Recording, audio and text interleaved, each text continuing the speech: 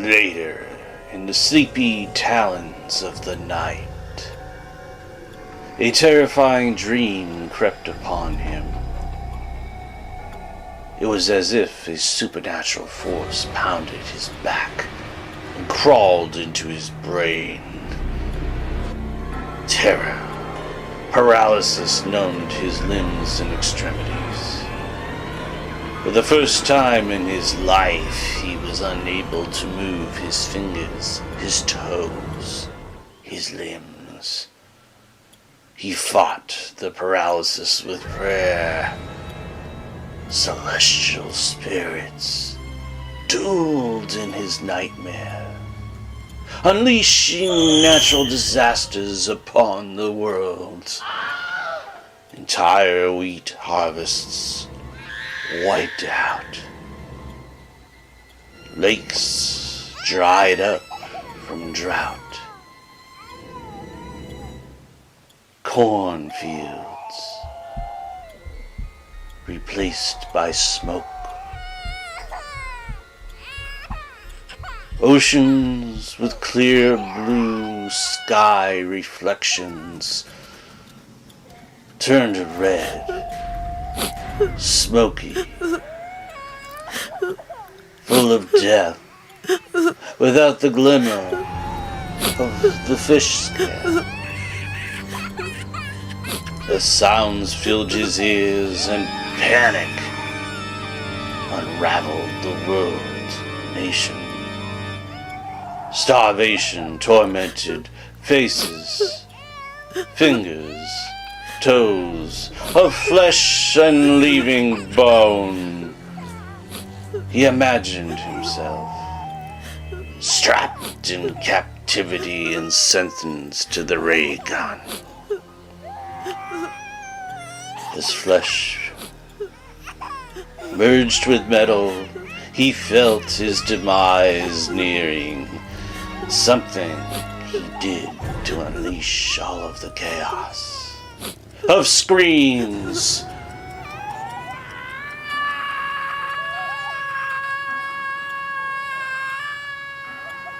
the world torn apart,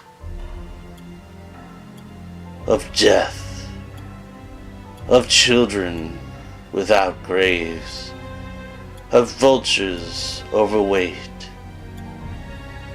He saw the world from the past, the needles in the temples, the chips in the skin.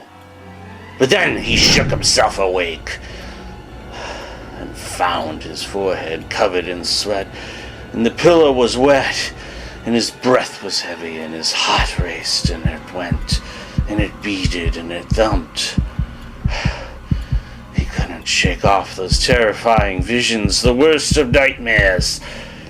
There was no one to tell next to him, no one else to trust but himself. All that was last of the self-thought. They'll know I'm afflicted if I talk. If I tell anyone else that I have nightmares, that I have fears. They'll know I'm afflicted with self-thought if I tell anyone. They'll know for sure what I carry, which word virus dominates.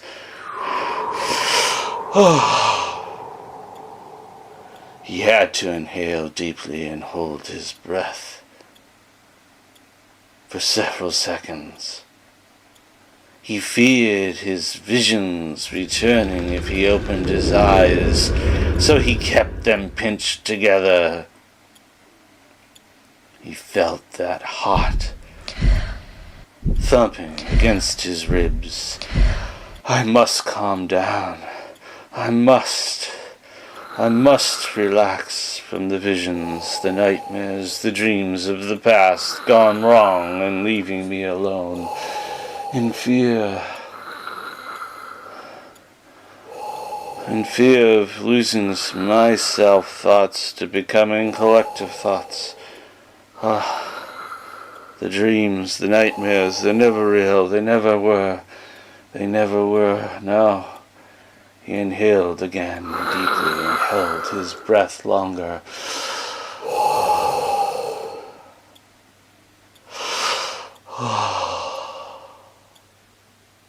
And finally, calmness came, and his heartbeat slowed to a calmer pace, and he opened his eyes. The white in the walls was soothing.